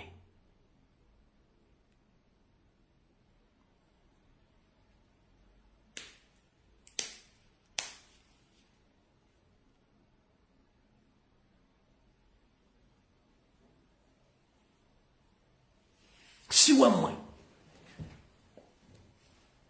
Ova ku nyumba gy'otakumiramu na lumbe. Ne wano lufa okujja mu ddwaliro bakuleta mu makaago nga babaka mu makaaga kasemba bino banada ku 3 nga bantu bako wano tebafiira mu nju z'abazungu no way. Olulwala mu ambulance kududu ng'ofere bakutamu mu funeral home n'abantu bwe bakusanga lwaki yenkola tebagala kutiisa bantu nti mirambo. Ne wano munnange mu Uganda bakuleta nobera mu njuyo ne bakuteeka mu ennaku ezuula abantu bakungubaga ne banywa obuugi ne basanyuka enteri buugi ofudde.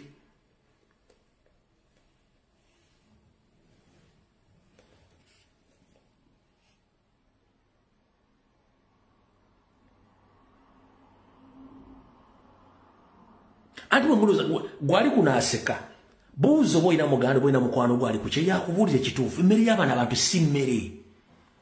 Kyovula bosanga omuntu nga munene alinga mapeera house si gati yayagadde nno emmere gye balya si ya bulamu. Gwe nole ennyama ng'emaze omwaka mu firiji n'olya enkoko ya myezi 3 e Uganda tulya enkoko ya myaka 2 n'olya akamonde nga kawooma. Chipusi za Uganda zanjawulo ku chipusi z'abazungu. Amata ge waffe gawooma bitya. Eno amata geno batunywa ga miti oba ga ndogoyi oba ga kitamata tegategereka. E Uganda onywa amata alaali. Oli eryenvu boy wange ng'eryenvu kyekyo wana amenvu bagajja eri Panama bagajja Ecuador ate amenvu ga genetically modified menvu.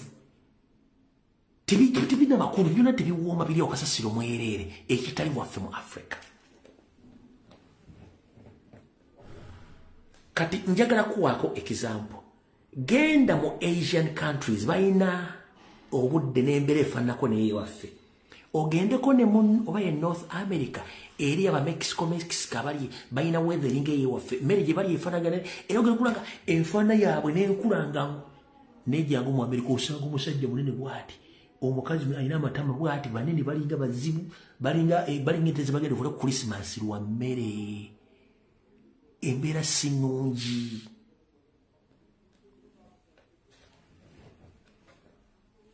Okitegedde kati munne bino bye tubagamba si byakuzanya bw'atajjako mu nsi z'abazungu ojja kitegeera eri omuntu agamba neze enkooyi emmere yano sigitegeera goma ino bera munju okumala omwaka mulamba nga essimu yo gyogera nayo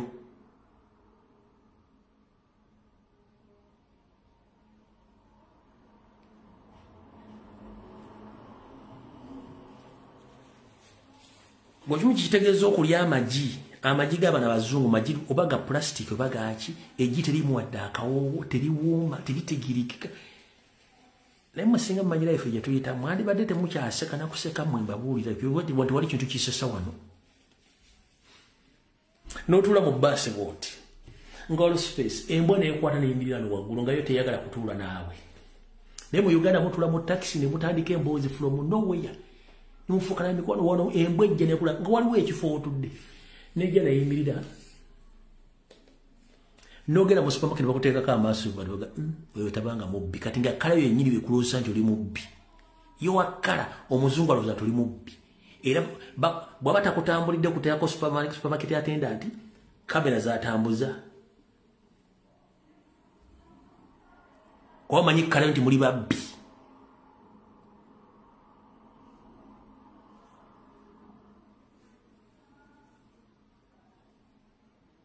ne waguddewo ekizibu kyonna basooka kubuuza waliwo omuddugavu era wawo omuddugavu giba giwumye naye nga tulina kyokoze musajja wattu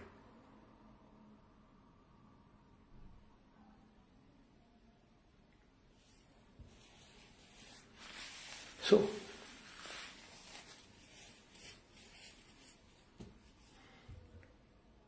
abatayagala mazima nze nga bagambye so tulwane nnyo tudde waffe zino ensi temuli mbulamu obulamu buli Uganda buli kimu kiri Uganda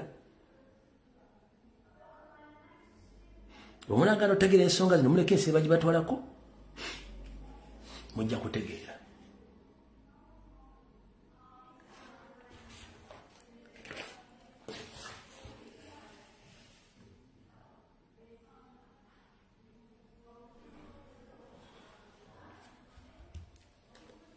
mubitegedde ebintu ebyo kino kyonna kituze nti eggwanga ffu lyetaaga kukyusa bantu tebalimirira ggwanga lyaffe gongamba otya minisita bwolwala bakutwala Nairobi babongereza kujjanjaba mu Uganda bakujjanjabirayo ofa abaana ne basomera e Bulaaya mu bantu tebasobola kusomera mu masomero gammwe minisita omwe alina emmotoka ttaano ezimugoberera gwe n'akamotoka akatwala omuyo kuli obuddo tokalina Museveni alina konvoyi eriko emmotoka 3 oba 27 ba3 naye nga bonna batudde mukola ki muto guli ogwo gumu ne guliko emmotoka 20 mutwe ogwo gumu guliko emmotoka 20 ezimugoberera zonna buli mmotoka ne mwana tulina ekizibu ky'abakulembeze ba Africa and it is ignorance and self-importance. The problem of African leaders, they don't want to leave power, they lack knowledge, and they have self-importance. They think that they know nobody can question them. They think they own the countries where they lead. The same thing which happened to Museveni. When Museveni sees his ministers in any meeting, he thinks that he's talking to his grandkids. He doesn't even respect them. Why? Kuba yaloza yategeera bona yabasiko kutegeera.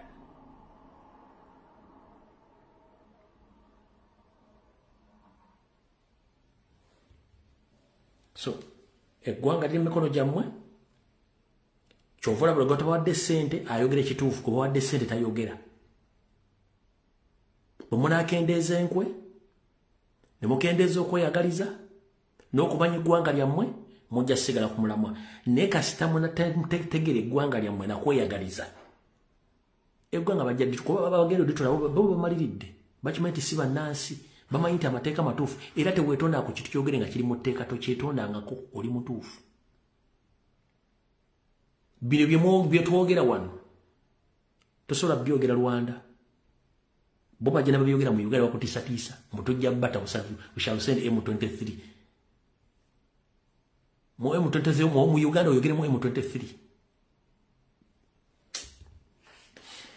banaye video njimaliriza mukaba nkomire atakumira mpera mweraba musule bulungi